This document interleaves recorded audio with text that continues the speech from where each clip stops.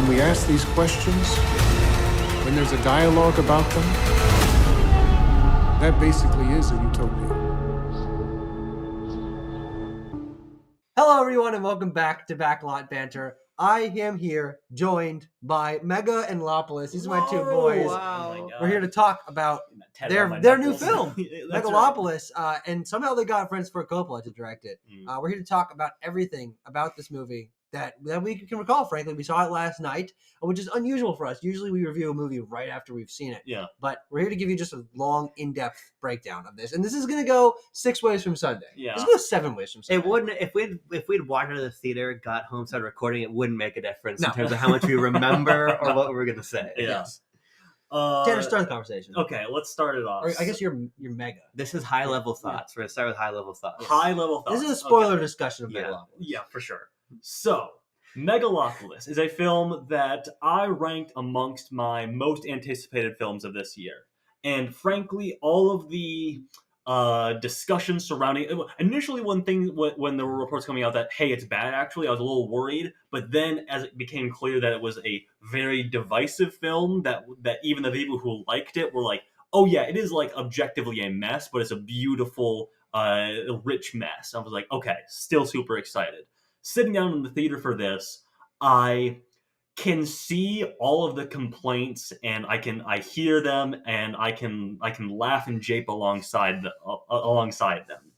But at the same time, at a certain moment it clicked for me, and it couldn't fully unclick. There were moments where I felt like, yes, I have complaints about Against your will. Against it my clicked will. against your will. It all just popped into place for me what Coppola is trying to do here and what he's saying and the multiple facets of what he's saying, that like I cannot in good faith think like this is a bad movie or this is a completely foundationless film. I think it is a stroke of genius, if not a scribbled stroke of genius. Yeah, and I would say you probably agree with that.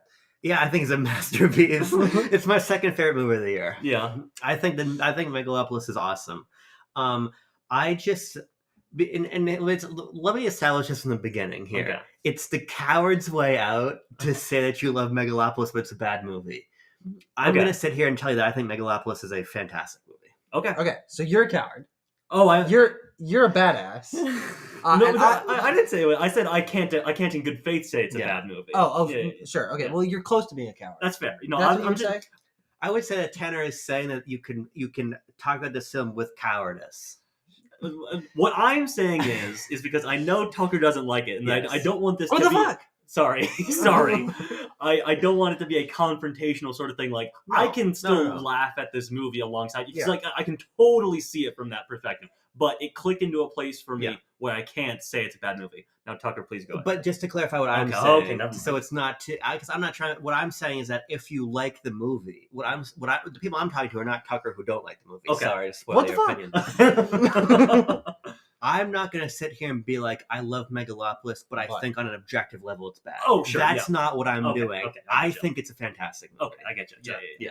And I'm going to be really interested to hear, especially what you started with, what you think he's trying to say here. Okay. Because I think this is one of the worst movies I've ever seen. Okay. I mean, I cannot believe Uh-huh. how someone with experience makes this movie. I was listening to a few reviews last night, and the thing that I kept taking away was how this feels like a middle school play. It's Sure. like someone's first time doing any of this. It's like, look, I got ideas, I got themes, I got some friends in production. We're just gonna do it. And I think that this is, as I said to you last night, the cinematic equivalent of pushing a big red button and blowing yourself up. I think this is a self-destructive film that I think will significantly taint his legacy going forward. Okay. I think this film will only get revised downward as it comes out and as more people see it. I'm actively not recommending people go see it. I told my dad not to see it today. Okay. And Coppola's already a guy that I didn't have a ton of respect for. I've liked a few of his movies, but I don't think he's a master like some other people do. Sure. And this made me actually think he's maybe not all there. Like I think this is a schizophrenic film. Wow. I think this is like a senile movie. I got a question for you because you have a list on Letterboxd that I love of your least favorite movies ever. Yeah. Is No. this I was exaggerating. I mean, because I do think there are redeeming qualities to this film. I don't think that it's like a fucking Purge Anarchy or whatever. It's not like nails on the chalkboard. No. Because it is interesting to watch, and I do respect that it exists. Yeah. But no, it wouldn't go on that list. Let me make a claim here. Okay. I think Megalopolis transcends the need or obligation for coherence. Wow. Okay. All right. That's the claim I would make to start my thoughts on Megalopolis. Do you want to flesh that out now?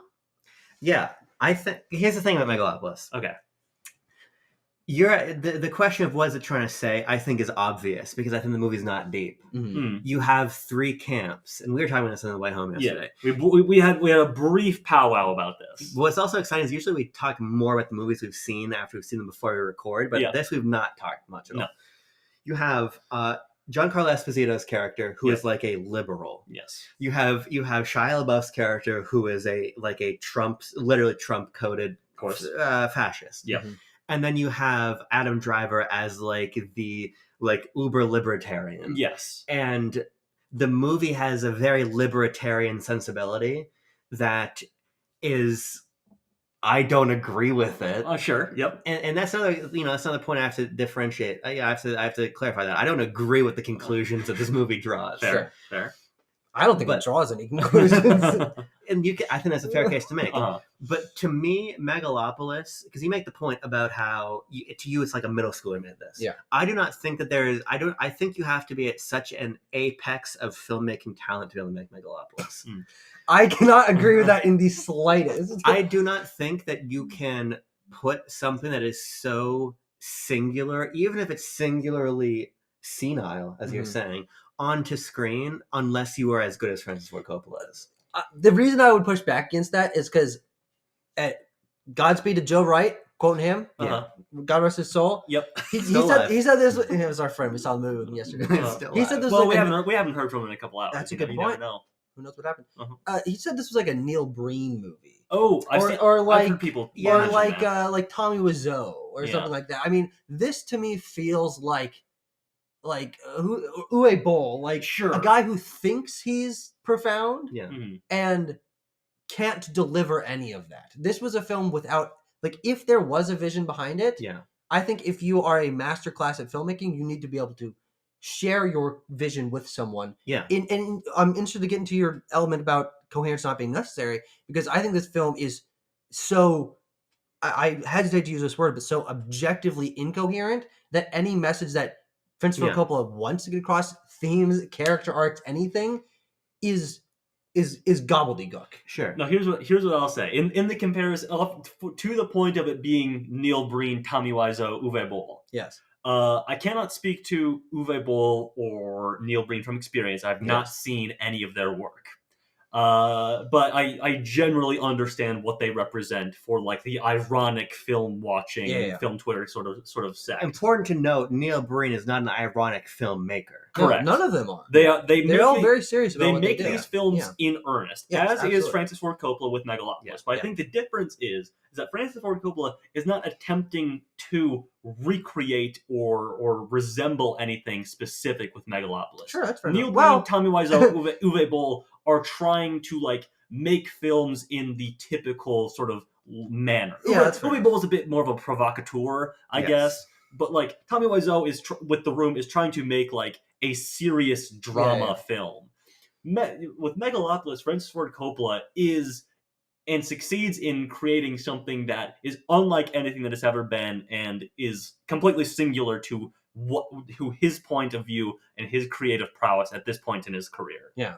After trying his damnedest to get this made for 40 years. 40 years. And frankly, there are 2 elements of this film's production that I think are what cause it to be the way that it is. Okay. Number one is the fact that this was made over such a long period of time. Yep. And he said he rewrote it 60 times or something like that. Which is evident. Yeah, and I think you can feel rewrites and draft changes and ideas and plot lines that are picked up and dropped off. And then there also is the element that is what makes Megalopolis what it is he funded this film himself. Of course. And so there was, until Lionsgate distributed the film to theaters, there was no outside hand in the creation of this film and whatsoever. And that is what makes this film that. Yeah. But it is also what makes me respect a producer. Yes. Because there's one thing this film needed, and that was a no man. That was somebody like, look, I know what you want. You are not doing that properly, Francis. Let's change this up a bit. Help people to understand what you're saying. See, proper is an interesting word because I think that the movie is good because it has none of that.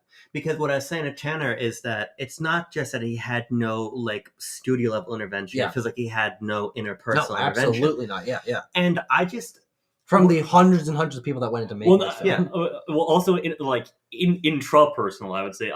It's not like it feels like he's not holding back anything himself I would agree with either. that. Yeah, and it's just the reason I think that this is, to me, a must watch, which puts us on very different ends of the recommendation spectrum, is that I think that it's a rare privilege to see somebody's even crazed vision be able to exist like this. Yeah, sure. Especially at the $120 million, there is very few people who exist within the studio system who would be A, willing to do this, and B, have the capability to do something like this at this level. Yeah, like Kevin Costner.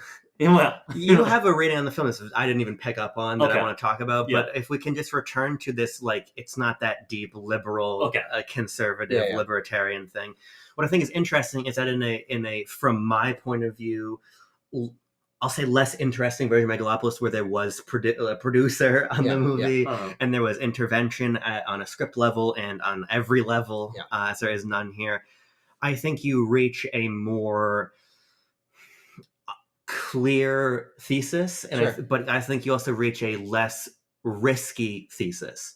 What I think is interesting about this movie is I think if you want to look at it ideologically, he's an old man, and as he's tried to espouse in interviews, he is a reach across the aisle, let's talk it out type of guy. Yeah. This movie is Adam Driver's character of Caesar saying, we need a great discussion about the future. Like, says it like 7 times. That's basically all Francis Ford Coppola on a political level, in my opinion, has to say. And I think that in some ways, that's very compelling to me, because that's such an antithesis. It's the antithesis of a movie with a thesis, almost. Wait a second. I find... Did someone get this word in the books? I find the way that I watch this movie and like can see a man who's like unmoored from a single ideology, like just bouncing ideas around in his head. I think this is the closest I've ever gotten to like looking into somebody's mind for real. Yeah. Because there's no one clear point, I don't think. This is just ideas. It's like a stream of consciousness movie. Sure. And I don't think you get that if this movie was made under different context. I mean, I agree. I agree, obviously, and I think that your point of it feels like peering into Francis Ford Coppola's mind as he just outpours 40 years of production and idea and traversing American political landscape onto this film. And I think that's what makes it kind of beautiful to me, is that it is in pure, I said it's one of the most pure narcissistic visions of in cinematic history, and I think that's true to an extent. But also, I don't mean that in an entirely negative way. That's possible.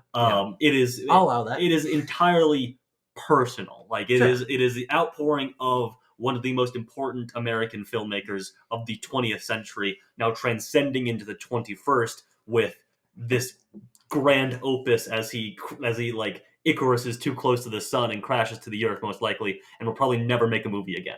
No. That being said, the political theming of it, which Abram laid out already, and is quite easy to grasp because you basically have these three forces of ideology. And yes, the conclusion that Coppola seems to come to with that avenue is a better world is possible. We just gotta talk to each other. We just have to have a great debate, and everyone has to participate. Democracy, at its purest form, that kind of thing. It's very like intellectual dark web. It's very Jordan Peterson. It's very Joe Rogan. It's very like fucking Barry Weiss and all of these guys. Yes, it's Ayn Rand. It's let's talk about it and not providing a solution. Is Yeah. exactly what the political theme Well, of this is. The interesting thing about this movie is the not providing a solution part that I think for me Mhm. makes it hard to even pick up on the stream of consciousness looking into someone else's mind what they think about things, because I believe that Francis Ford Coppola on whatever issue has a perspective. And I think that the problem with Megalopolis, and the reason why I would struggle to see this as a genuine reflection of someone else's mind or thought process, is because I don't think the film, in its actual scripting and storytelling and like character progression and things, and the world that it's built especially, you're right, doesn't have any answers for things. And the answers that it does posit are senile sci-fi concepts where it's like, look, the answer to things is talking and technology of the future. And it's like, well, Yeah.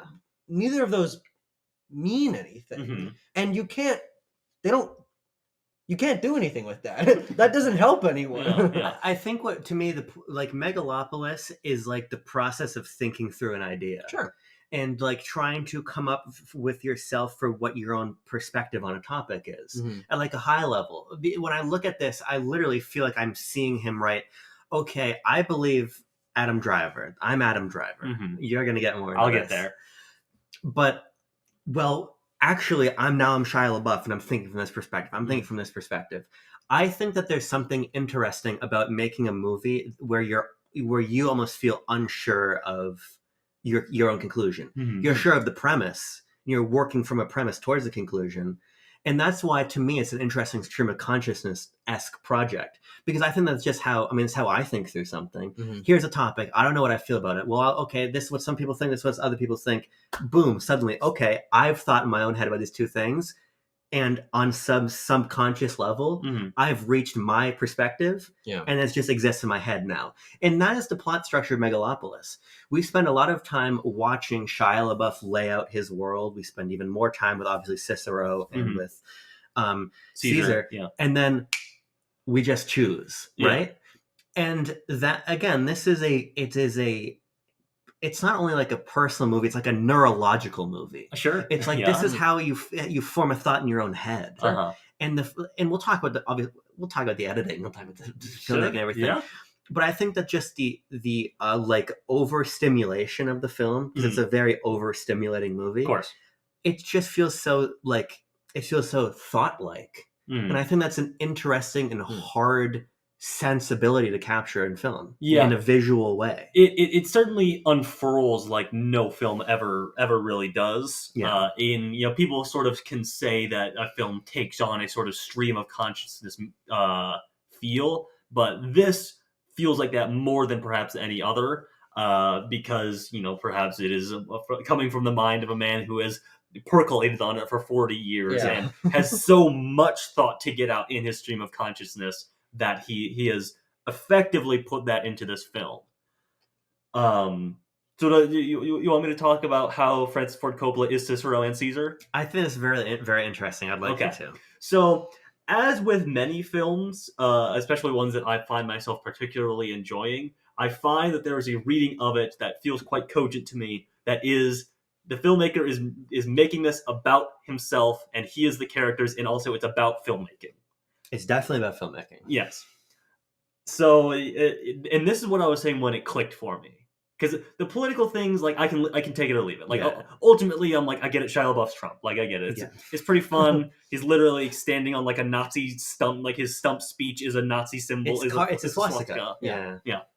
And, like, I get it. Like, it's pretty good, like, good visual metaphor, gag, whatever you want to call it. But the moment for me is when, I forget the particular scene, but it clicked for me that Francis Ford Coppola sees himself for a majority of this film as Adam Driver's character, Caesar. He is a firebrand when it comes to reinventing something that has been so set in stone for so long, and that so many people are so sure we should continue to do because that is the status quo. He sees himself as Caesar to a certain extent. Now I'm like, okay, I get it. I'm plugging things in now. The Megalon is movie making. It is film. It is the abstract concept of the art form. It can be anything. It can become anything. You can build anything with it. You can see anything through it. It contains memories. It contains solutions. It contains the past, present, and future. It's everything. That's why Megalon is such like an abstract concept in the film, is because it's a metaphor for like filmmaking, I think. But then there's a scene in which Cicero and Caesar sit down. Mayor Cicero, Giancarlo Esposito, and they sit down, and Cicero says, "Please call me Frank." And then I'm like, "Oh, I get it, like Francis Ford Coppola." And then it clicked again for me. I'm like, "Oh, he is also Mayor Cicero. He is also the head of a production company who must oversee things and make sure things stay in line." And this movie is about the internal battle of making the film Megalopolis, wherein his firebrand sensibilities are up against the financial backing, the financial reasonings of Mayor Cicero, of being the producer, the head of production at American Zoetrope, and the conflict that comes within that. With, no, we gotta stay the course. We have to, do what works, do what makes money. Or Caesar, who is like, we can use filmmaking to make whatever we want. We just need to be willing to take that step and not really care about the status quo. And then and then Megalopolis is the product. And at the end of it, what comes of Caesar's brilliance of using Megalon to its fullest potential is Megalopolis, the city or the film. Mm-hmm. What do you think of this? Here's the thing with both of what you're saying about stream of consciousness, about movies are Megalon that you never forget, is you can't really deny any reading of this film. You can't deny. That's fair. Because what's so fascinating about Megalopolis, and where I found it to be such a fumbled project, is that every element of it is given the same amount of care, whether you mean that of I can't tell if he cared, or I can tell he cared too much. Sure. Yeah. It's given the same amount of it's there. And to me, that consistency is fascinating, but it also means that this movie I think it has no strengths. I don't think that there is any one part of this film that I feel got the effort. And so for me, watching this movie, it is what you were saying, sort of a ping-pongy back and forth sort of thing. But the reason why I would say that it fails to even to deliver the I'm a filmmaker, this is about movies, that reading, which I think is fascinating and a paper could be written on, and I'd be interested to see if other people have picked up on that, or if that's like we've got a lot of those kind of movies recently where it's like, Babylon's about movies making movies and Fableman's about movies making movies. Maybe that's just what your brain is keyed into. So you're like, maybe like you want this to be that sort of thing. For sure. It's like the apex of a guy's career and all that. Is this film is also very heavily concerned with its world and with its characters and with the interpersonal conflicts and all of these things. And I think that in a film with no characters that have one thing to say, and with no world with the world that isn't grounded in something that feels like it was thought out, I think the reason it fails is it fails to deliver any one of these messages to its audience. I think that 97% of people that see Megalopolis will not think of it as a stream of conscious movie. They will just think of it as a poorly constructed movie, and a poorly written movie, and a poorly edited movie, and a poorly acted movie, and all of these things that mean that as an artist, he failed to communicate his vision, even if his vision was, this is about stream of consciousness. I think that if you strip back some of the political elements that don't really go anywhere, or some of the characters, of which there are numerous, or some of the lore elements that end up feeling superfluous,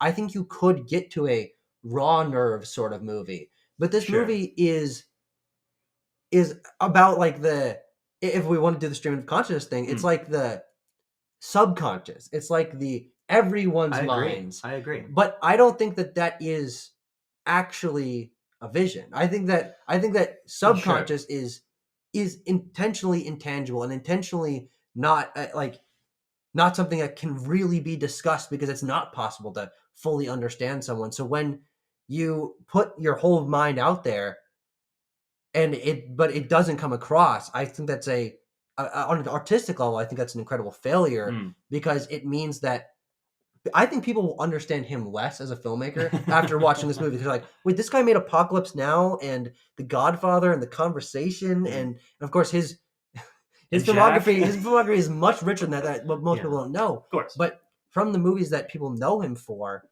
I think this has no tenor of his other work. And I think that's interesting, but I think that this means that when people analyze his filmography, and maybe it's just because I feel this way, but I think that they'll see this as sort of like a crazed last gasp attempt. Like, I gotta get it out there, and then he perishes at the last moment. It's it's a cinematic equivalent, as I was saying earlier, of the Big Red Button, but of like the you're on your deathbed and you have one last thing to say. But the buried treasure is hidden in the my message is, and then he passes away, like right as the last words about to come You've said a lot of really interesting stuff. And for one of the things I'd really zero in on is the idea of this artistically being a failure, which I just wouldn't agree with. We shouldn't have been able to walk into a multiplex and see Megalopolis. We should have had to go to some like highfalutin. We should have had to fly to either coast to some fucking weird indie screening to find Megalopolis. We needed to go to the Coppola family vineyard and watch it in this private screening room. The reason I say this is because I think that a lot of the this film should be locked up in USC's basement. I think part of the idea of success you're ascribing is the idea of success that applies to commercial movies. And this movie feels so non-commercial to me. I don't think that... I agree with you. Well, on a largest level, 97% of people are never going to see Megalopolis. We're already talking to a minority. Yeah. And so... Well, specifically, I was saying 97% of the people who see it. No, but I agree with you. But I'm saying I'm making a larger point first. This is already going to be a hyper niche movie. I think about a lot of you see this more with musicians who are typically more prolific and active longer than a filmmaker. Yeah. And you look at how, an interesting example, a man embroiled in much more severe controversy, but similar to Francis Ford Coppola in some ways, is Kanye West. And you look at his late portfolio. It can't touch his early portfolio, but it's also very different. And you look at a project he made like Donda, I'm not even talking about all the garbage vulture shit he put out. You're like, at the end of Kanye West's career in the eyes of most people, even though he went on to make more stuff, he had this one last big, massive, sonically different project about trying to cope with the loss of his mother. And to a lot of people, it didn't work. It's a middling album to a lot of people. To me, I find it very interesting. Sure. Because when you have somebody who, in their apex, be it Francis Ford Coppola, be it Kanye West, were dominant, when you get to see where they are at the end of their life, when they have nothing left to prove and arguably nothing left to give, when they give again, that's very interesting to me. And then when you're in this place of complete security, when you can make a Donda or you can burn a vineyard fortune to make Megalopolis, you just get to define success differently. And I think what's interesting for me as a viewer is not only getting to experience that, but being forced by a piece of work to get out of these sort of liberal arts, search and destroy, look for meaning mindset I watch most films through. That's how I watch movies. I'm always looking for the theme. I'm looking for the point. I'm looking for the focus. But I think Megalopolis is so bizarrely constructed in that it gets to, whether it's my reading or your reading, Tanner, you're looking at somebody who's putting opposing internal blocks and ideas in the same space, and you just have to watch them race around each other. And so in some ways, it's almost... I didn't even understand that fucking metaphor. But to be fair, that makes sense for Megalopolis. So continue. My point is, he's not trying to make a conclusion. He's trying to say, here are all the different thoughts in my head that I haven't reached a conclusion on myself yet. And he's forcing you to watch that. And I think that that's compelling because it takes me out of the way I watch film entirely. Sure. I don't think that it's easy to do that. That's why I return to this idea that you have to be this good at your craft to get to a point where you can make a Megalopolis. Sure, I can. You have to be so confident in your understanding of the medium to say, fuck it, I'm going to discard the traditional mores of success in the box office, critics, what audiences are looking for, structure. It's all gone. It's not even like his past work. Yeah, of course. It just exists by itself. And I think that that's not... It's not him like betraying or undermining or like retrospectively weakening the material that came before. It's him saying, this is my only opportunity to talk about where I'm at now. Mm-hmm. Yeah, I think you're probably right. I mean, when as you're describing that, it's like, usually it's like, okay, we think of like the end of the filmography of an artist's career, what their final project or their final big project, whatever it is. It's, it's a period at the end of a sentence. It's an exclamation mark. They went out with a bang. Or maybe it's a question mark. Maybe it was a failure. There were certainly some great directors that had a weird or bad movie at the end of their career. But this is like Francis Ford Coppola making up a new punctuation and putting it at the end of the sentence. And it's interesting that he did that. It ends with an ampersand or something. Yeah. No, I like the idea of him creating his own fucking symbol and just like slapping it on there. And I think that that's compelling. And where I want to sort of shift gears a little bit is where I think that both of you have very fascinating readings of this film. I think they've helped me appreciate why you like this film so much. But I think the problem with Megalopolis is that, and I'll be interested to hear as we break down the rest of the elements of the film. Sure. I think that is, at the moment I'm at in this conversation, it's so difficult for me to understand how any other element of the film can be in any other way the film can be appreciated other than super meta level. End of the career, crazy guy with $100 million. Because you're right about the we were approaching the phrasing differently of being confident in your artistic or experiencing your artistic success. It is true that only some guy that had a string of fucking giant hits and then became super respected and all of that would ever get a chance to do this. And so, yes, you had to have been successful to reach this point. I don't think that this movie means he is successful as an artist. I think that you're right of like enough people trusted him. He had literally enough money to do this, and it got him to this point. But the film as it stands, I think, complicates an artist in a way that is, I think, unintentional. Because when I'm watching this movie and there are these themes of politics and there are these ideas and they aren't coming across clearly, it to me makes me feel like he doesn't know what he's saying. And maybe to your point, that is true. But that for me doesn't ring of confidence. It rings of confusion. It rings of senility, as I was saying earlier. Well, of just like I think he's lost the plot. But I think that's okay.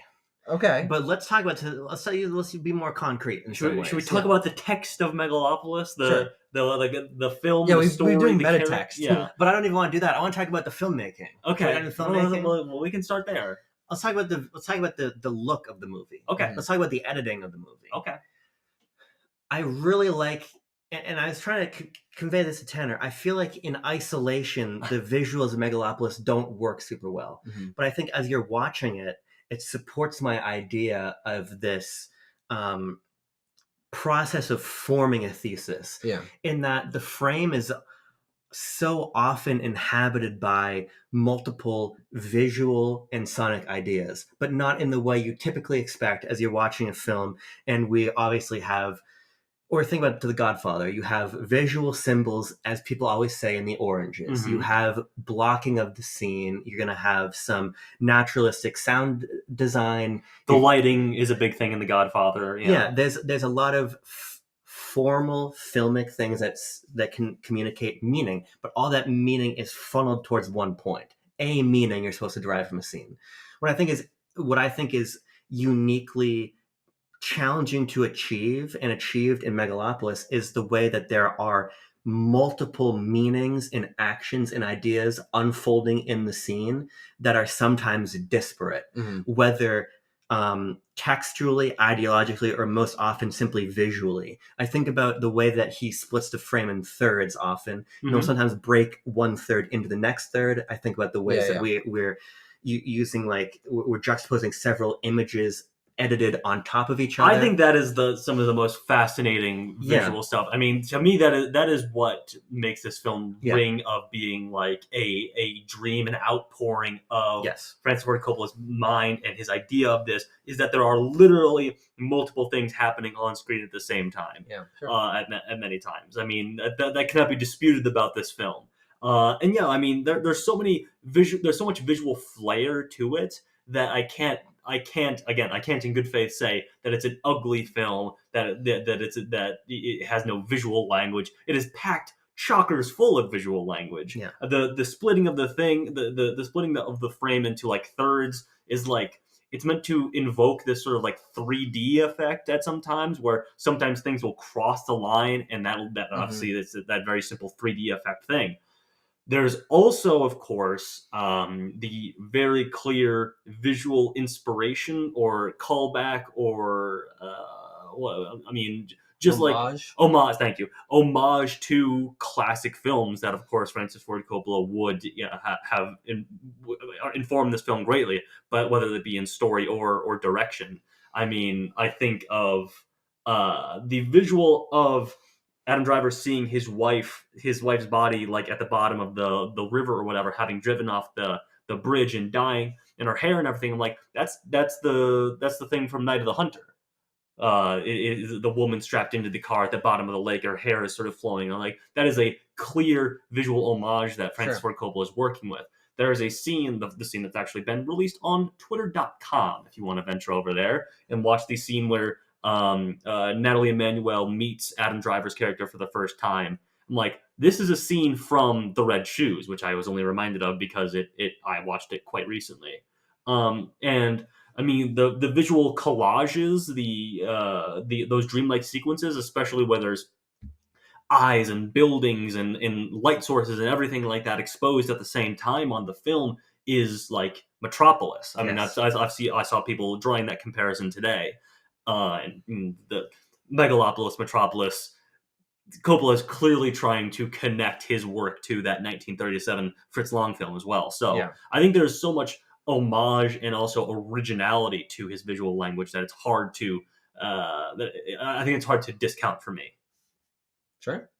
What do you think about the visual language and the editing? I think the way that the editing and the visual language are melded, and the examples that you guys were citing, I think are the most cinematically interesting thing that this film has going for it. And those are the moments where I felt the film had an artistic vision. And what's interesting about the insert shots and about the overlays and about the split shots and things like that is that the majority of those very unconventional shots, they are the minority of the film in terms of screen time, but they also are largely in like montage sequences when characters aren't talking. Maybe there is like some Laurence Fishburne voiceover as like things are like wah, wah, going crazy or whatever. But they aren't what the film is focused on. And so I find these visual moments of intriguing imagery of the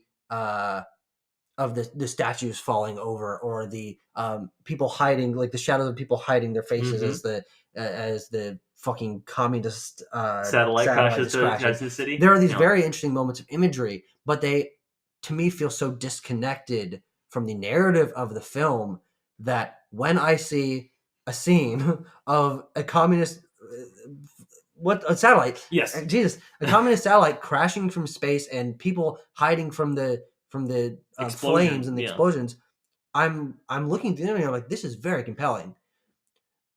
But I don't know why the satellite was there. Yeah. I don't know why it's crashing. I don't know what effect this has. You never revisit it, so it's never narratively connected to anything.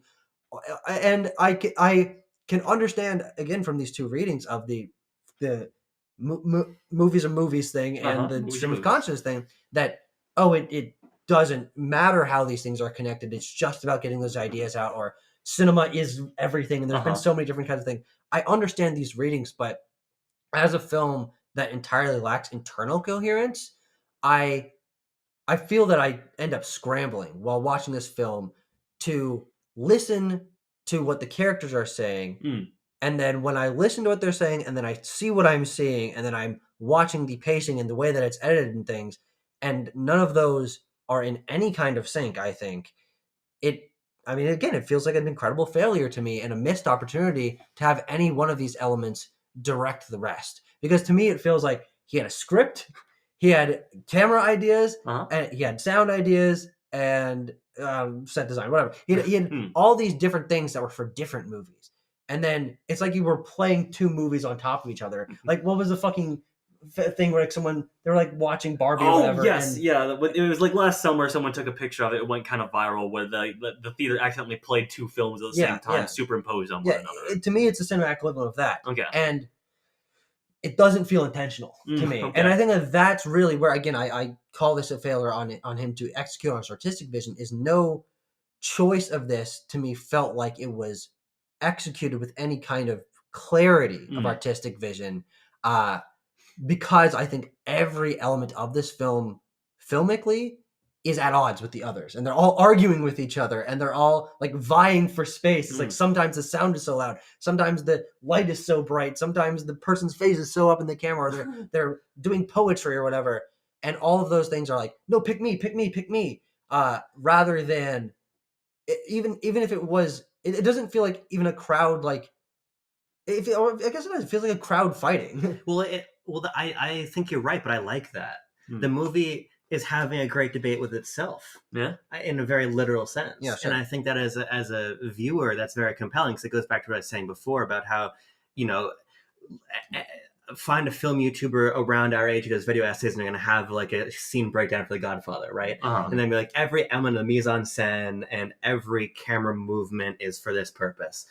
But I think that when you're looking at Megalopolis, and some of it's in Latin, some of it breaks out not only into Shakespearean language, but literal Shakespeare. Of course. It is almost fighting to be anti-narrative. What I think about the sound mixing is often thus that, as you're saying, we're competing. There's competing sources of sound or dialogue. When the teen star is singing. Yes, Vesta. Vesta. When she's a Vestal Virgin, get it? Yeah, exactly. I do get it. When she's singing, there's also an auction going on, and you also have other sound. We keep cutting back to Adam Driver, and we're just Adam Driver's having like a drug-induced.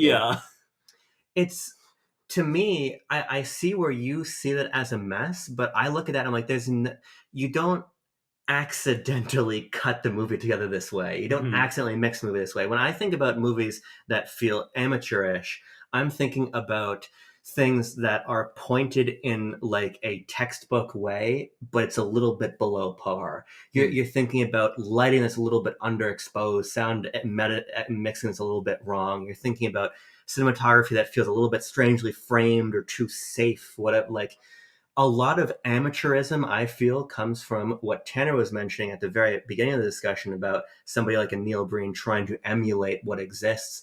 Amateurism comes from... By the way, neither of you have seen Neil Breen movies. He's not trying to emulate anything. He is a very much this is just some fucking crazy shit movies. But to your point. The point... Fellas, let's not hit each other, please. You gotta love each other. The point is, to me... You always gotta have a great debate. That's right. Amateurism is shooting for pro and missing. When I look at that Vesta sequence, no amateur who's trying to pass as professional would have ever constructed it that way at all. And to me, whether the intent is, in your mind, wrong, from my point of view, doesn't change the fact that there is an intent there, which is to force you to fight with these different elements of the film as they're fighting with each other. And I'll make the case here that the acting is doing the same thing. Yeah, I mean, this is something you brought up right as we were turning the corner into our driveway, talking about how at times it feels that Francis Ford Coppola is actively challenging or even working against his actors in a particular scene, which is something that, if you listen to certain behind-the-scenes stories, of course not about this film, but other films of of great directors, Stanley Kubrick or David Fincher or whatever, these guys are notorious for being auteurs in their own right, but of course at the same time asking for take after take. Stanley Kubrick was notorious for this, breaking down his actors, getting them past the veneer of these are lines you are saying, getting them past even veneer of this is a character you're trying to embody, like breaking them down towards some particular goal that he had in his mind for what that performance will be in his film, what that character is supposed to be in his film. So in my mind, Coppola is sort of in the lineage of that at certain times. In that, yes, of course, he is making Adam Driver say, "Go back to the club" or whatever, and he is making him do little dances as he goes down the walkway or the red carpet at whatever event he's at. But it all feels purposeful, and he's making Jon Voight act like a drunken clown show. Because I feel that is purposeful, and I think it all in Aubrey Plaza is like a cartoonish mustache twirling vixen out to get the old wealthy man's money, and she's a dominatrix for numerous characters in the film. And she tells her technically her nephew at that point, Shia LaBeouf, to kiss her ass and have sex with her on a desk and everything like that, and it all feels purposeful. I think that the interesting element of the feeling of something being purposeful or having intent, as you were mentioning, the fascinating thing is, I think it comes from your ability to understand the intent or understand the purpose, or even if, because you obviously have very different intents, very different purposes that you read out of the film, even if you are creating that yourself, which I think is totally valid for understanding a piece of art. But I think what is so frustrating to me about Megalopolis, and frankly what I'm finding frustrating about this conversation on just like my mental level, is that because you guys got such clear messages out of it, and because I felt the film was such a so confusing, I feel like I'm a failure as a critic. Like it's like wow, come on, no, that's silly. No, but it's I've reviewed thousands of movies, and I've seen half dozen of this guy's movies, and I'm confident in my ability, but I've missed everything you guys are saying. And when you say Adam Driver being directed in all these different scenes and acting very differently in very different scenes is purposeful, I mean, I just have to say I completely disagree. Sure, like when I'm watching him deliver these lines, Adam Driver, great actor, one of the best actors of our time right now. I think that this is a major stain on his career, because I'm watching him deliver these lines and pontificate and do these, which he's done in plenty of movies before. So it's not like that's totally out of character. He certainly pontificates a lot in this movie. Yes. This one.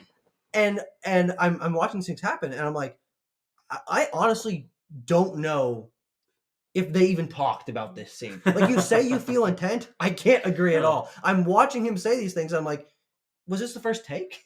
Well, did he even, was his script smudged?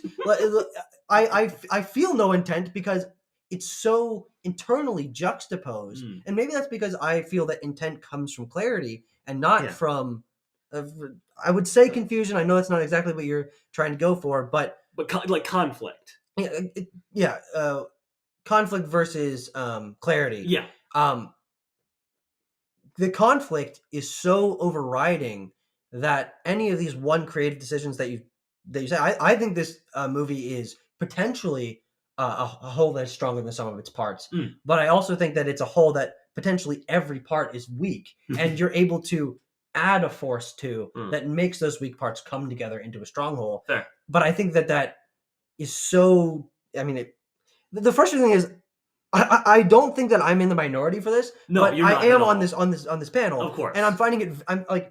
I feel like I'm in Megalopolis right now, which I did not like watching Megalopolis, and so this is very frustrating. Let me ask you a question. This is why I didn't want this to be like a conflict-ridden discussion. All right. Well, I don't feel like it's conflicting. Yeah. Or there's conflict because I don't feel like I can fight back. Oh, I feel like I have no juxtaposition, no justification for anything that I think. It's very frustrating. But I'm not trying to fight with you, because my thesis is that the movie has no thesis, but it's okay that it has no thesis. Sure.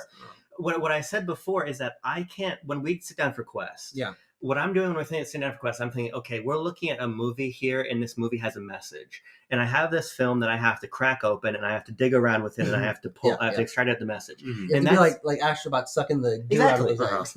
And that's how I watch movies. It's how I watch any movie. It's how I watch Dune 2. It's how I watch Star Wars. It's how I watch every single thing I watch. It's take the egg, crack the egg, find the meaning from the egg.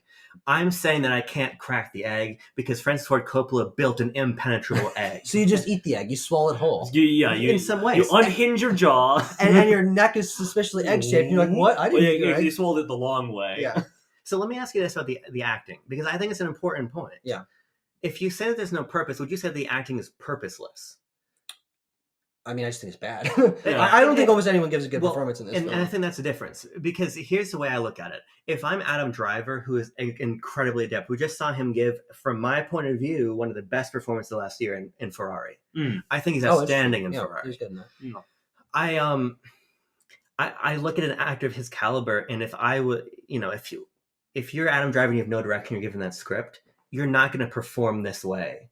You're going to perform in a more restrained and traditional way. Mm-hmm. That's why I can't look at anything in the movie and say it's purposeless, because it runs so far afoul of what you would anticipate that this caliber of actor would do when given material. Sure. Because at the core of Megalopolis, if we strip out all the noise, it is a political drama. Right. Sure. And there's a way that you play a political drama, and Adam Driver is more than equipped to do that. Yeah, of course. And outside of the lines, he's done some. Exactly. Yes, he has actually. Yeah. And outside of the really Mauritanian. No, he's not in that. You're thinking of because I watched The Report, which came out around the same time as as the Mauritanian. Poster, Yeah, exactly. Yeah. Oops.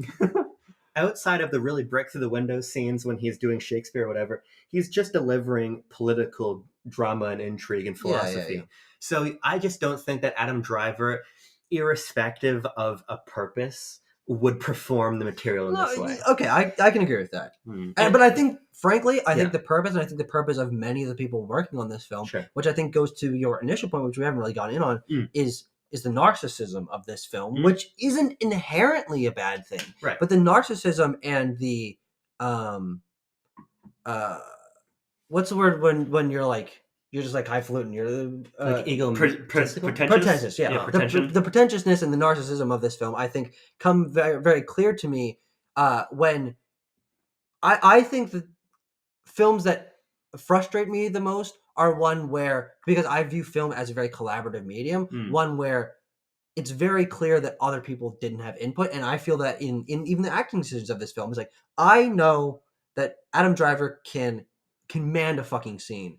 I think he commands scenes in this film because they're focused on his face or whatever. Yeah. Like he's literally in the center of the frame. Yeah. But I don't think his performance does that. And I think that's because he's trying to please Francis Ford Coppola. And I think that that's true for almost any element of this film, is people trying to please the master. And to me, it feels like sad, almost depressing for like the collaborative element of film, which I love films that have a bunch of people with different ideas, and they're like literally like script wise, I'm saying I like big ensemble films where ideas are bouncing off one another, but there's a focus and a teamwork to achieve a greater whole. To me, it feels like the goal of 99.9% of the people that worked on this film was to make Francis Ford Coppola happy.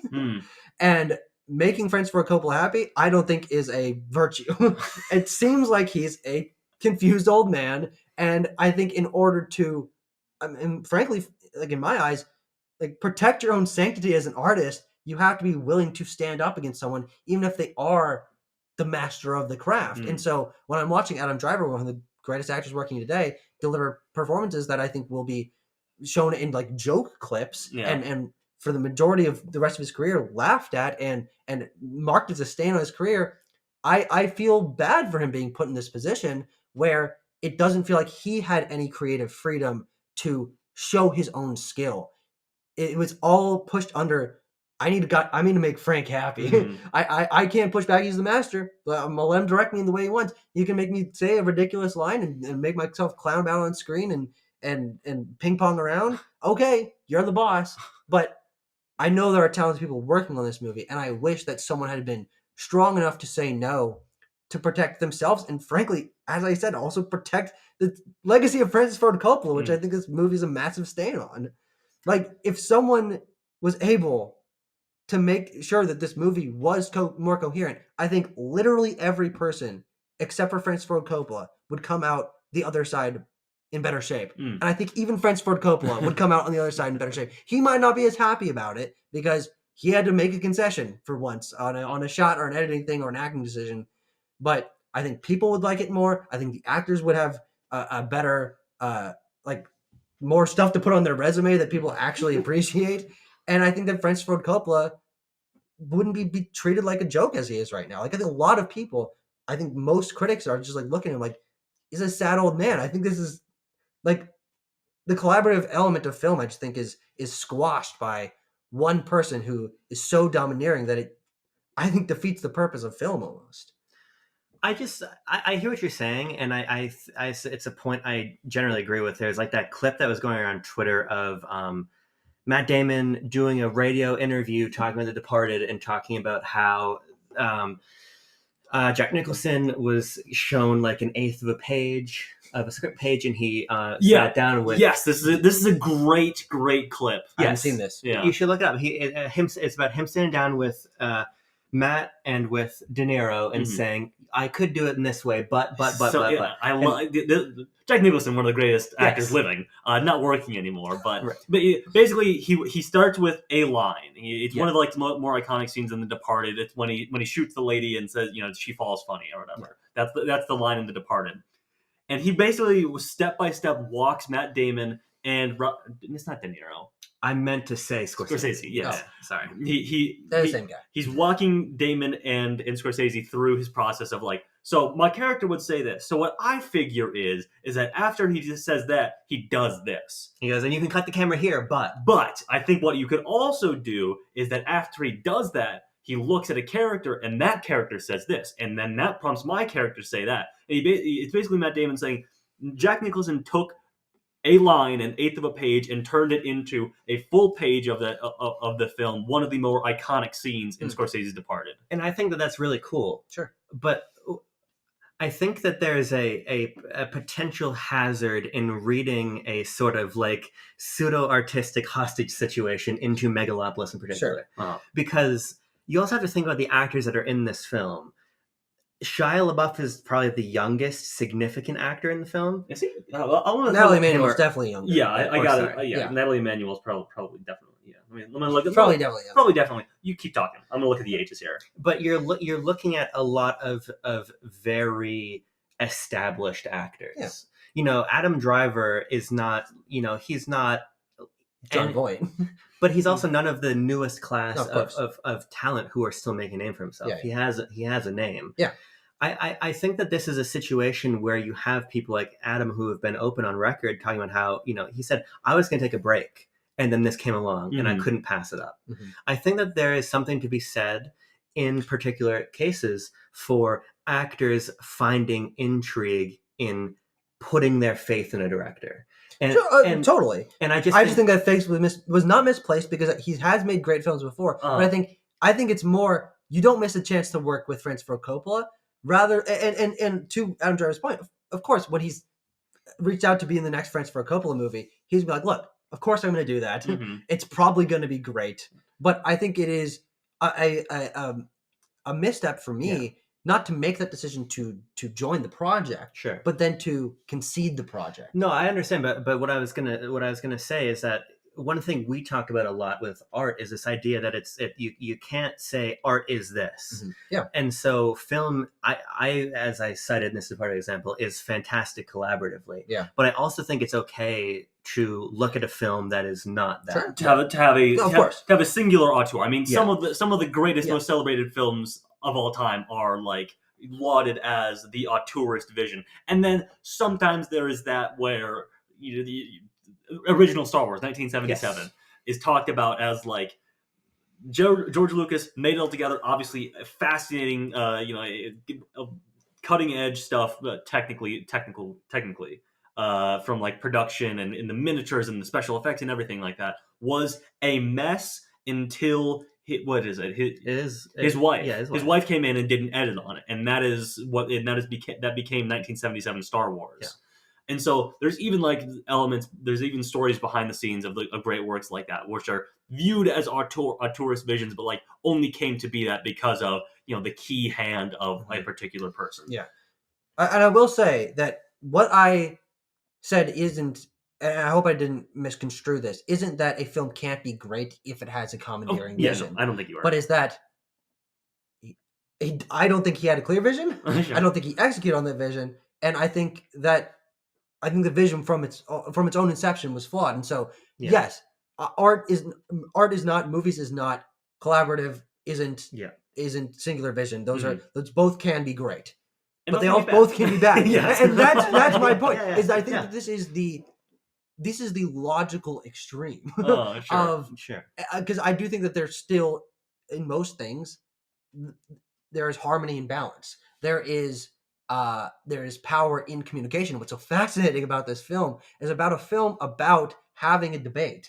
Mm-hmm. I think you feel that there was not debate going into the creation of this film. There was debate internally, but there were, as we said, there doesn't seem like there was a lot of people telling him no. And I think that is a failure of his communication. He's like, man, we should just get out there and like have a conversation with people. But if Adam Driver, again, we're kind of narrativizing it. We don't know exactly what it was like on set. Of course. If Adam Driver can't stand up and say, I'm making an ass out of myself in this scene, I do not think that this is good for the character, then he's not practicing what he preaches. And I think that's unfortunate. But I don't. Okay, I want to step in here because for a moment I want to actually talk about like the story of Megalopolis and how the characters operate in it. Sure. When we're talking about the scenes where Adam Driver is making an ass of himself or whatever, doing his funny little dances or what have you, I think those are. I use the word purposeful because I feel like the character of Caesar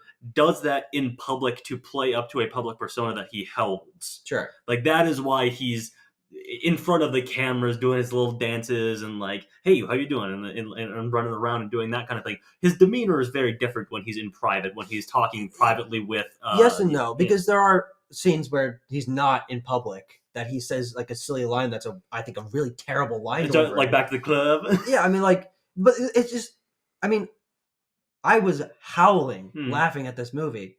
And and sometimes it was because he did something crazy in public. I'm sure that was a handful of them. But it was mostly like two people in a room, like just talking to one another and not like massive crowd of people playing it up. And I'm like, that was one of the worst line deliveries I've ever seen in my life. Let me suggest that that's also the point, that this is a farce. This is a theatrical farce. It's a fable.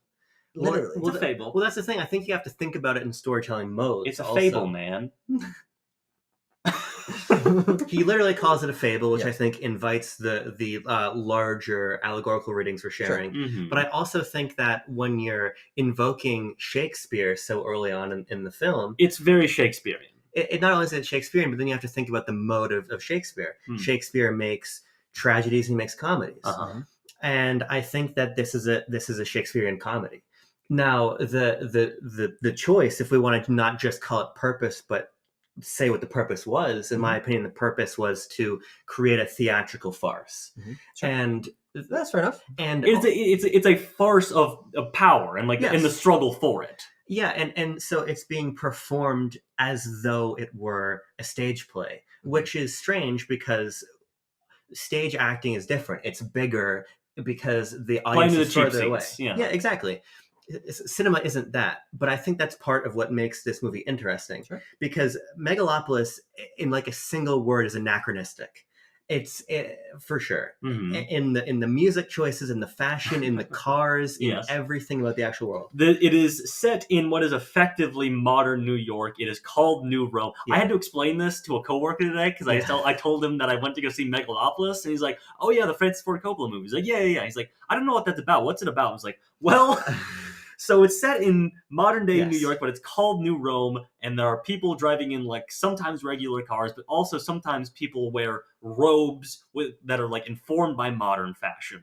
And it's like modern day, but not. That's just what my point was, trying to explain that. I mean, you were talking before about taking to the natural conclusion. This is Baz Luhrmann's Great Gatsby to 1 million. Romeo and Juliet. I've not seen any of those films, unfortunately. Exactly, but it's anachronistic. It's also like in some ways transmedia. Because there is the moment when this was a big talking point going into the film and the different versions of it and what would be widely seen by the public. the moment in the film where there's a press conference, and at the initial first Cannes screening of the film, a man went up to the front of the screen and spoke to Adam Driver, and Adam Driver responded. 100%. And that is interpreted into the wider release of the film as the screen shrinks down to about, what, an eighth of its usual size? Sure. And nobody walks up. Naturally, you're not going to have a 16-year-old theater employee do that. And instead, it is just a Jason Schwartzman like off-screen narration, and then Adam Driver responds. It's this strange technique to almost make him feel as though he's sitting across from us in that room. Yeah, it's to scale him down to feel like he is talking to the person who is ideally saying the lines, or you, I guess, the audience member. Yeah, and so there's also real footage in here. Yes. We're speaking in Latin in part, we're lifting Hamlet in part. So when I think about the purpose of the acting, I'm thinking about the idea of bringing the stage through the screen. And then it comes down to whether you like that or not, really. Mhm. But I think that if we're trying to find a purpose, that's the purpose. Mhm. And I would be right in saying Adam Driver has a Broadway background, right? A stage background. I Stage believe. background. Yeah, I think so. I'm double check that. And so that's why, to me, I don't really see like a square peg He round. definitely seems like a classically trained motherfucker. He is. Let's see. He's got Driver made his Broadway debut Yeah. in Mrs. Warren's Profession 2010, and subsequently appeared in Man and Boy 2011. And the reason I raise that Big is fan of that one. that's why it doesn't feel so like square peg round hole, or at least it makes sense why a performer like Adam Driver would give himself to Coppola, because this is him saying we're going to take all these different disciplines. And I also think about the scene when they're quoting Marcus Aurelius, and they're quoting philosophy. There's all these different types of art and expressions of art and thought that are all put in the movie, and we just get pieces of that in different ways. And I think the acting is the stage piece. Mm-hmm. I would tend to agree. Sure. I want to talk about the communist satellite. Sure. Just because it was a point that was brought up, and like I think there's also a reading of that, just that like it is Coppola. I think it's Coppola's like 1940s to 1960s Cold War anxiety coming through in the film. I mean, what is it literally? It is a old remnant of the Cold War that is slowly, sort of cresting down towards the earth, and no one is really sure where it's going to hit, or when it's going to hit, or what it's going to do. And we were all so sure it wasn't going to happen, it wasn't going to be a problem for us for a long time, until, oh shit, suddenly, it's going to hit right now, actually. And that's like, to me, that's a very clear analog for like nuclear war, nuclear anxieties that he carried, and he came up in his professional life while that was happening in the 60s and 70s and so on. And began production of this film around the 1980s, like when the Cold War was coming to a close. And to me, that's what that is. And I mean, the shadows on the walls of the building are a very clear homage to like the shadows of Hiroshima and stuff like that. I think it's a beautiful visual, and that is like the point at which everything goes to shit, and we must all come together and figure out what we're gonna do. And that is the point where Shia LaBeouf rises to prominence as like the Trump figure, trying to rile up and corral the public into his fascist rhetoric and everything. And that is when the great debate must happen, and the neoliberals are fleeing on the train. They can't deal with the uprising anymore. And that's when the great thinker comes forth with his megalon to save the city or whatever. And Francis Ford Coppola is saying that movies are going to save the world effectively, and all of that. Like that's what that plot line is to me. I mean, it feels at time it can feel understated in the film that is just what happened, and that is the entry into the third act of the film essentially. But that is the impetus for the end of the film. Well, what's interesting is you say third act. I think it's more accurate to say last chunk. I would agree with Tucker, because this movie is not. It has these weird CGI Roman etchings as like it's chapter breaks, but there's not 3 of them. There's like 5 or something like that, which is fine. But it's play structure. Movies have had 5 act structures before. Yeah. Shakespeare is 5 acts. I need to gotta check on that. But the interesting thing about that and about that plot line is I think and where I would levy a critique about the editing, pacing, and writing of this film is that there are so many plot lines, there's so many story elements, there's so many characters that when you phrase it like that, it sounds like, oh, cool, things are coming together. Yeah. And the elements of the film are synergizing. But I don't think experientially that actually comes across in the film, because this fucking satellite has shown up in insert shots twice. Maybe they talked about it offhandedly in the background of one scene before, but it certainly is not something that, to the characters, it's an impending doom. They've known about this. But as an audience member, I didn't remember that was there. Sure. And also because they had they had mentioned it, but they'd said that it wasn't going to hit them. Yeah, it was going to land in Labrador or Newfoundland or whatever. So it was never something that I was keyed into. And so when that shows up and it happens, I'm like, I was already confused about why there was a communist satellite in the first place. But the fact that it's crashing is not established in the film prior. And then it happens. It's like, well, so that's it's mirroring the conflict, but also not really, because at that point in the movie, Adam Driver and Giancarlo Esposito are actually starting to understand each other a little bit, and so it's not actually when the conflict is at the highest. That's actually at the beginning of the movie, and then the element of Shia LaBeouf is, that's like a C tier plot line that just appears sometimes, and you're like, what? Who the fuck is? What the fuck is going? He doesn't even really. He talks to Adam Driver twice. So this is my one point where I mentioned at the very beginning of this discussion that it unclicked for me slightly. This is the one point, and I know Abram is gonna bring in the pacing does not matter or whatever. It's anti-pacing or something. Is some shit that you're gonna say. Yeah. It's anti-writing. It's anti-writing. The moment where that happens, and then now it's the Shia LaBeouf Aubrey Plaza plot line. I'm like, okay, I felt like that could have been a little bit more well integrated into the rest of the film. Well, I think any part of the film should be well integrated into the rest of the film. I'll be honest. That is the only point in the entire film that I felt that. Here's what I'll say. Okay, you are. I agree with you in a global sense. I disagree in a particular sense, but they're connected. Okay. Oh. They mention via news report that the satellite is going to crash. Yeah. This film operates in a way wherein not every moment has some piece of information. Or many pieces of information. This is not a film that is actually, in my opinion, in any way concerned if you even remember what's going on. It is moving ahead. I know the runtime of the movie. If I watched that without knowing the runtime of the movie, if you took my phone away from me and asked me what time it was, I'd have no idea. Exactly. Yeah. And you could tell me it was 4 hours. I'm not going to say that I think this anti-pacing is good. But what I caught that. Slow that tape down. Rewind that. What I will say, and you have permission to smother me tonight for saying this. I would tend to look at the on a mainstream level, sudden rise of Trumpism as being analogous to the sudden rise of Shia's character. And I can totally understand that. Yeah, I get it. Because there are these seeds planted, again, not subtly, of migrants being people that you can manipulate. Yes. He says they're not immigrants. They're not dirty immigrants. They're people. They're people that we can use. Yeah, I think that. I actually think Here's money. Here's money. Wait a second. Christopher Coppola, you genius.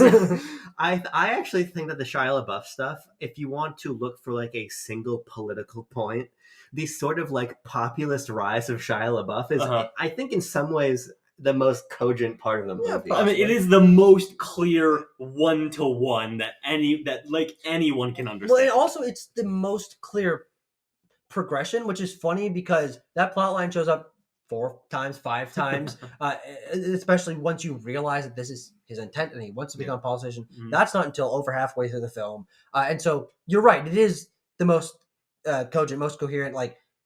You could see that being a major plot point, but I think what's interesting is it doesn't feel major because it isn't given very much screen time. And where my criticism of the pacing would be is not necessarily that is shouldn't be included or that it is incoherent, because again I think that is maybe the most coherent plotline, but is that it, because I almost feel that it is until the very end so disconnected from everything else. It feels like this film has so many intents. Yeah. and It's intense. Wow. yeah. Wow. And you got intense in your pants. That's right. Look at this boner. What? We Look should at go. this boner. We'll Let's talk talk about about that in a second. I want to briefly say that I think there's two ways that you can interpret this charitably or uncharitably for the production of the film. I think that you can either say that Francis Ford Coppola isn't ultimately that interested in like making a movie about Donald Trump that's coming out next week anyway, or 2 weeks, sorry, or B, that he's working on this movie for 40 years and the rise of Trump happened in the last 8 years of the film's production. I think you're right, because a lot of this film's disparate plot elements, I think it can be read into this was rewritten a bunch of times. And he had an idea back then, and because it was topical for the time, and now today it feels weird and outdated and doesn't quite harmonize with the things that he wrote 25 years later. And then suddenly there's the fucking AI deepfake porn thing, and like he inserts these ideas that I think just suck. And so like when I'm watching this film and a sequence shows up, and it just feels like it's an internally incoherent thing that is slip. You love it. He said it. that is plopped into the middle of this film because he wrote this element of the script. And he's like, this is so good, I have to include it, even if it doesn't make sense. That's where I feel the writer happening. Sure, but I don't feel it happening in a way that writing. Here's the thing: I feel like I can't even do criticism of the film because I would say not in the way that writing should happen or has happened or is good to happen. It's like, well, then you can just say it doesn't matter. You just say like that writing that you like to happen. I guess so. But the other thing is, it's not bad to say that, because like I don't think you're maybe wrong. What I'm saying, the clarification at the beginning of the movie is that I love this movie, and I'm not going to make the concession in my love that I love it because it's bad. But my thing is, I think that this is a movie that, because it works so hard to escape the traditional like paradigm of success, it's only subjectivity if you like it or not. Yeah, in my for opinion. sure. Maybe the thing As is most art, I would say. maybe the thing is I'm just like. Maybe I'm just disappointed in myself that I okay. don't like this movie. Well, you know. Like, I feel like I'm someone who tries to champion variety in art and breaking the norms. And but then I guess I just like mainstream cinema where things like make sense. But think about what I like in games, right? I'm my whole literally my career is championing games as an artistic medium and the breadth of storytelling and the opportunities or whatever. But selling out as well. And shilling and being paid for coverage alongside all of that. Here's what I want to do. I want to go play Halo.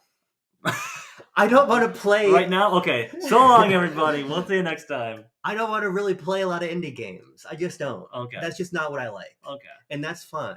I think. I don't think that universalizing thoughts in a single piece of art is that useful. Ultimately, mainstream stuff is mainstream because it's cool. Like, my taste in basically everything is mainstream. My love of Megalopolis, if anything, is an outlier. It's like my love of Daisies. Why do I love the movie Daisies? It doesn't make any fucking sense. Well, here's the thing about it, and here's the thing. And we can talk about Jon Voight's boner in a second. Is that I don't think it's also useful to be like, well, I like when things are normal. I like when things are not normal. Yeah. You can like or not like things in both. I don't think it's good to essentialize like I like this specific type of thing. Because just open yourself broadly up to be able to like any sort of anything. Well, you made the point about Star Wars, and I think it's an interesting point. Oh, I brought up Star Wars. That's right. I forgot about that. Oh, God damn it! Oh dear! You opened the fucking genie bottle. I wanted to talk about Jon Voight's boner. Pandora's boner. Yeah. The thing about it is that you're talking about the two cuts of Star Wars. There's the George Lucas cut of Star Wars, which is apparently a Megalopolis. No, sorry. I was just pointing too much towards the camera. Yeah. I was blinking. There's the George Lucas cut of Star Wars, and then there's I think her name is Deborah Lucas, but I remember thinking Deborah Snyder. Kathleen Kennedy is who you're thinking of. No. There's the other cut, the woman cut. The thing is, the good one. I'm not discounting the idea that I'm just gonna call her Deborah. I'll find it here. Don't you worry. Marsha Lucas. I wish it was Martha. Why do you say that name? We gotta wrap this up. Marsha, not Skywalker. Lucas. Marsha Lucas's and the version of Star Wars 1977 Yes. is the good version, and it took her to edit that film to make the objectively beloved Academy Award nominated Star Wars. Mm-hmm. And that's the version of Star Wars that should have existed and did. Mm-hmm.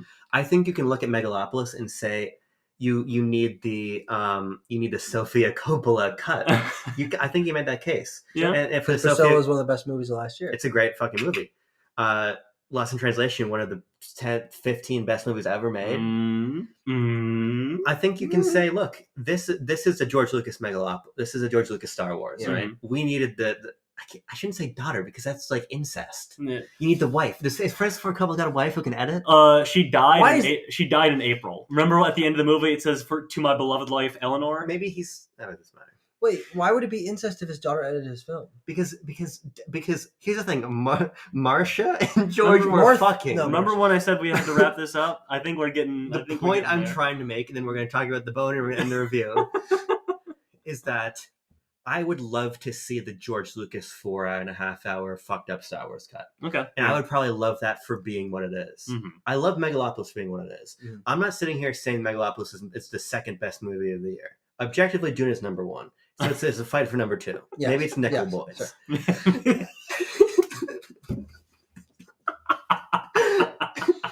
What I'm Yes. saying is that Continue. Megalopolis is my second favorite movie of the course. year. Mhm. And I think that the point you're raising is the point that probably 95% of Hollywood was saying to FFC behind his back. Uh-huh. And so that's why when I look at the letterbox curve being the shape of Saddam Hussein's hiding place, Uh-huh. I think that that's beautiful because I think that he had to make this to let us have what is going to probably end up being like the longest review on BLB ever. I mean, well, we'll see. So I don't really know. That's all I wanted to say. Okay. So Okay. go Well, ahead. the difference is that I think that Star Wars has a story. No, what, Tucker? And I- Hang on. Let And me I get some think that independent it has, research on I that. think it has characters with arcs. Okay, yeah. And I think yeah. that it has What's Chewbacca's arc? it has a world. I think it has a world that is defined Yes. and yes. that is distinct Yes. in a compelling way. Yeah. And I think what is so frustrating to me about Megalopolis Mm. and why I'm running out of things to say and having such frustration in this review is that I do not see any vision in Megalopolis, Sure. even for someone else to edit into a better version. Like usually when I'm critiquing a big movie with all sorts of ideas, I'm like, well, there's a good movie in there somewhere. There's a great 90-minute like focused story. What would I pick out of this movie? And that's my point as well to like asking for studio intervention or whatever. Is I'm like, well, where do you start? That's a good point. And I'm not advocating for that, and I love the movie as it exists. So in the movie, towards the end, Jon Voight is laying in bed, and He's Aubrey, pretending to like have dementia. yes, Well, he's also like he's trying to pretend to be asleep or something. He's like, Well, that's why I think he's pretending to have dementia or something because I think he's fucking gone out of his head. oh, Mhm. yeah, maybe. he's really playing up his old age. Okay, Yeah. and so You know his that's the whole movie, by the way. yes, his wife, Wow Platinum, as portrayed by the great and beautiful Aubrey Plaza, and Shia LaBeouf, his son named Claudio. Thank you. CLOD. Yeah. Claudio, another Shakespeare character. Yes. They walk in and they're Yeah. like, "Okay, this is where we do it. That we're gonna like rub this in Jon Voight's face." Crassus. Crassus's Crassus face. III. They're killing Crassus. Crassus Hamilton III. Yeah. They're gonna kill him. They're gloating. Okay. Yeah. And they are just there to witness the last moments of a fuddy-duddy old man. And what does he say to them? He says, "Look at my boner." And yes, as it is revealed, there's a large protrusion under Jon Voight's cloak while he's laying in bed. And I was thinking to myself, he's got a big cock. Mm-hmm. I was thinking to myself, he's got his hand under there doing this. I wasn't sure what was going on.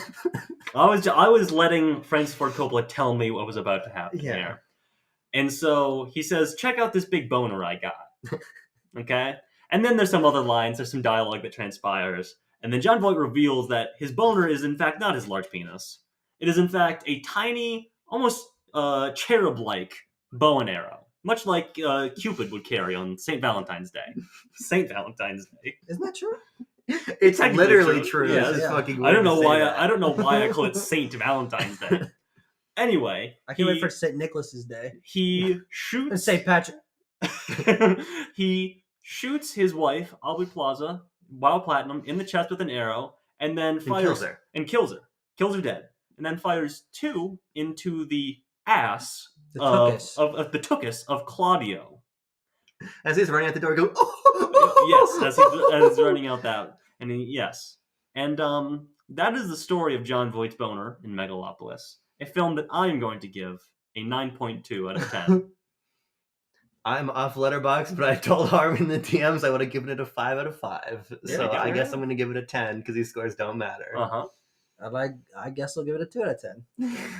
Well, folks, thank you so much for experiencing this review as it was created. Sort of a stream of consciousness sort of review and analyzation of Francis Ford Coppola's Megalopolis.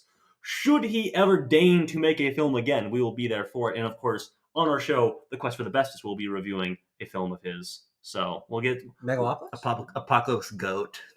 Yes, correct. Correct on both counts. Thank you. Let us know your thoughts on the film Megalopolis in the comments down below. We have a Discord server. Join that. We'd be happy to talk about it further, or maybe not. Maybe it's just driven us all insane, and this is the end of it all. Thank you, and good night. That's a different movie. This is the end. Robert De Niro is in the movie because he's at the Q&A. You're not sure. Okay, But we're following him down this So launch pad, I need to keep an eye out for a guy that looks like Robert De Niro. Yep. And I thought that this banking gentleman was Robert De Niro. Okay. Are you talking about when they're like in the steam room? No, they're in a dark room at a table and they're talking about money or politics. Oh, that scene. Oh.